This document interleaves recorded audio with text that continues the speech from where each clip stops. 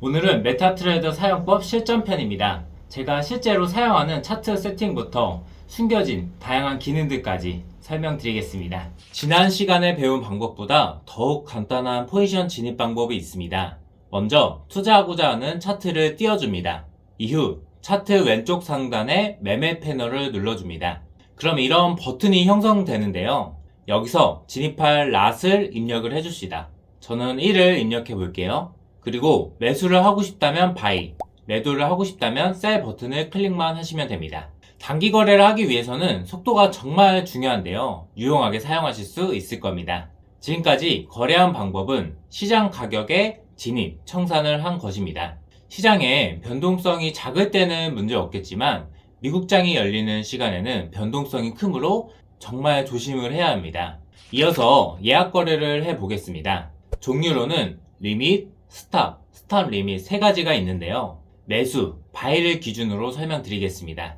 바이 리밋은 현재 가격보다 낮은 가격에서 거래할 때 사용을 합니다. 보통 가격이 상승하더라도 한번 되돌림은 주는데요. 좀 더 저렴하게 매수할 수 있다는 장점이 있죠.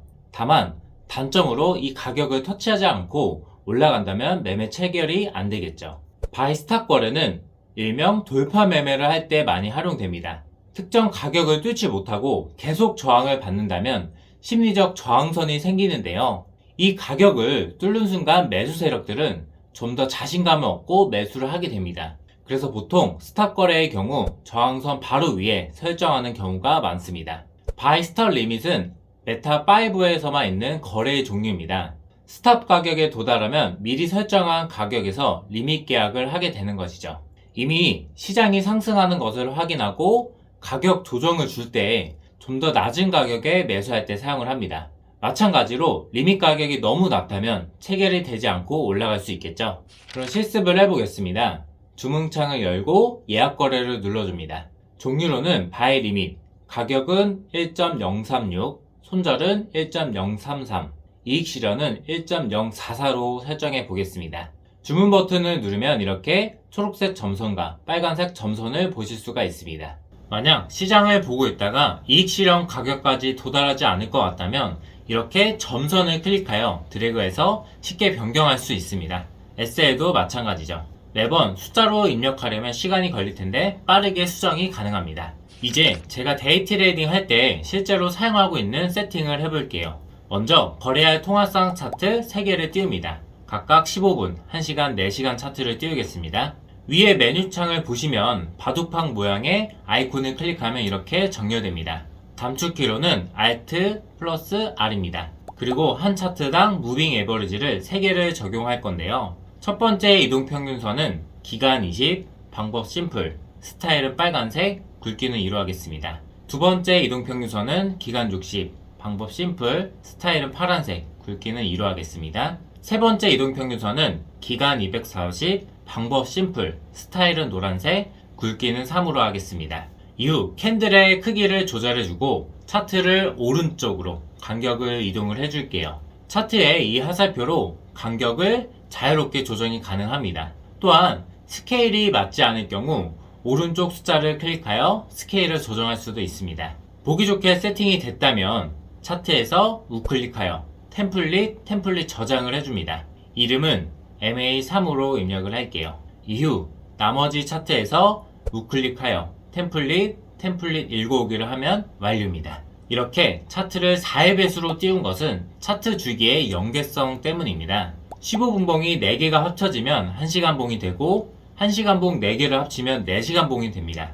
일반적으로 짧은 차트 주기의 경우 노이즈가 있어서 주기가 커질수록 신뢰도가 높아집니다. 이제 이동평균선을 볼게요. 15분봉의 이동평균선 240은 15분봉 종가 240개의 평균선이므로 1시간 봉에서의 이동평균선 60과 같습니다.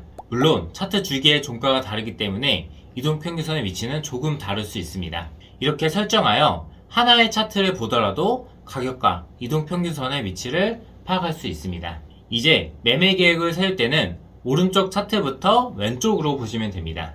즉 4시간 차트를 먼저 보고 큰 추세를 판단합니다. 지금이 상승 추세인지 가격이 박스권을 이루며 행보를 하고 있는지 확인을 합니다. 현재 차트는 고점이 낮아지고 있는 하락 추세입니다. 이런 추세에서는 매도가 유리하기 때문에 매도할 위치만 찾으시면 됩니다. 이후에는 캔들이 중요한 지지라인을 뚫거나 1시간 봉에서 이동평균선 20선을 하향 돌파하는 등의 위치에서 매매를 할 수가 있습니다.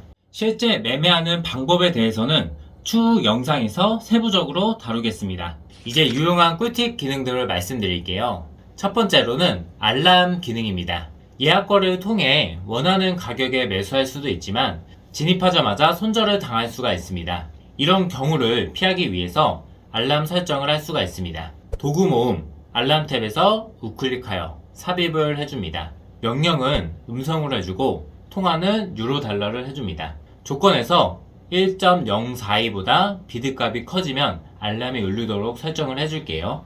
여기서 비드는 현재가를 의미하고 에스크는 호가를 의미합니다. 시간 제한은 몇 초마다 반복할 것인가를 정하는 것이고 최대 반복수를 설정하면 완료입니다. 이렇게 설정하면 유로달러 가격이 1.042에 도달하면 플랫폼에서 소리로 알람을 해줍니다. 이벤트가 발생 시 모바일로 메시지를 받을 수도 있는데요. 도구, 옵션, 모바일 알림이를 들어가 보시면 메타쿼츠 아이디를 입력하도록 되어 있습니다.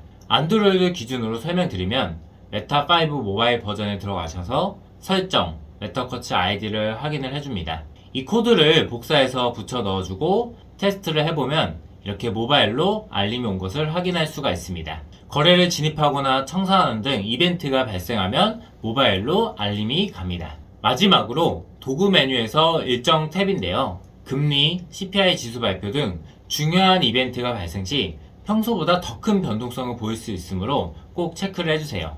입문자라면 이 시간을 피해서 거래하는 것을 추천드립니다.